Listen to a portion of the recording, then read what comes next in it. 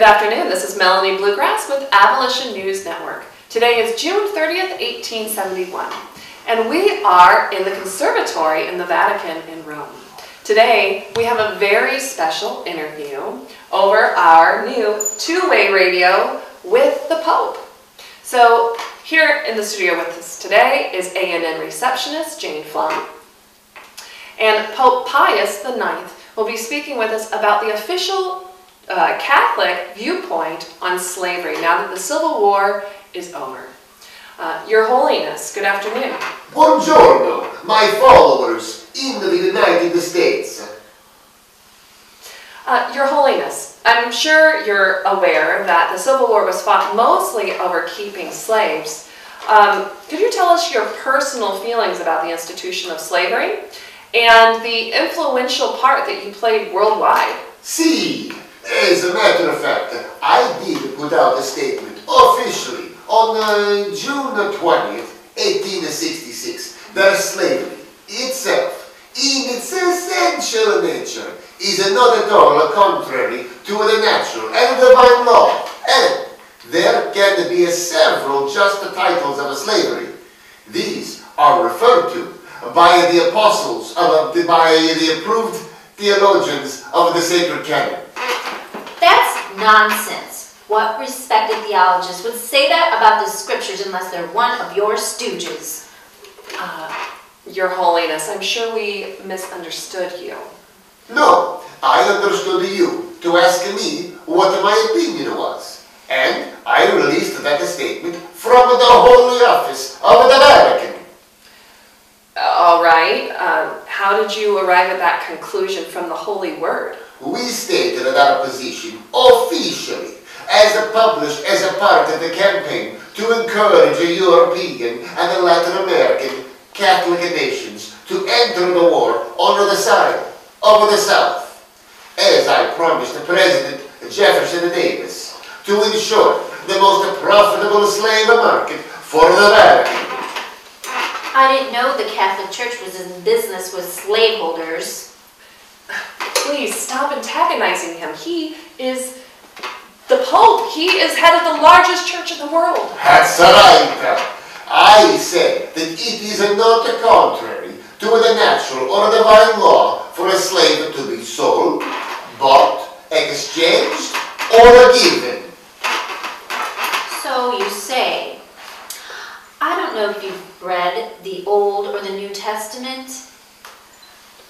I challenge you for misreading and probably garbling the Holy Scriptures, especially the commandments given to Moses for the people, or Jesus, chapter 22, verses 37 through 39, where he quotes God's greatest commandments. Please stop questioning him. He is the Almighty Pope. I'm sure he knows this. Your Holiness, I do have another question for you. I understand that you were in communication with the Confederate President Jefferson Davis. Does that mean that you recognize the Confederacy? Well, it's like this. In 1863, I wrote him using the title in the letter, President of the Confederate States of America. I expressed much grief as to the devastation the war had brought on to the South, and I urged our bishops in New York and in New Orleans to call for an end to the war. I heard later that General Robert E. Lee kept a portrait of me to show that I was the only sovereign in Europe who recognized his poor Confederacy. That was his doing. That is giving recognition to the slave states. You should be reprimanded. You cannot do that. I published a papal bull. That's my official letter, that the Pope is infallible and is both above the law of humanity and cannot be questioned by any Catholic. Well, I am not Catholic, and I am questioning your papal bull. I believe that statement, above the law, is to eliminate and evade legal prosecution and civil claims against the Roman Catholic Church. stop questioning his authority.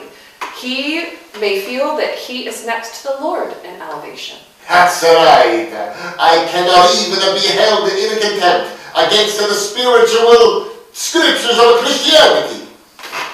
Now you've gone too far, Your Holiness. What you say is heresy of the worst kind.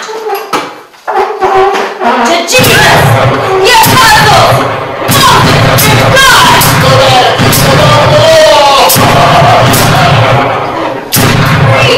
Now we'll never be invited back to the Vatican until you practice some gun control. I don't care about going to the Vatican and kissing the Pope. I can give him my message from here.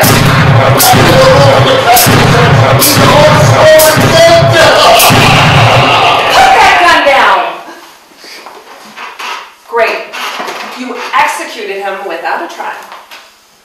Now we'll never know how much he helped the Confederacy. No, I executed his words on the radio, and I say he's guilty.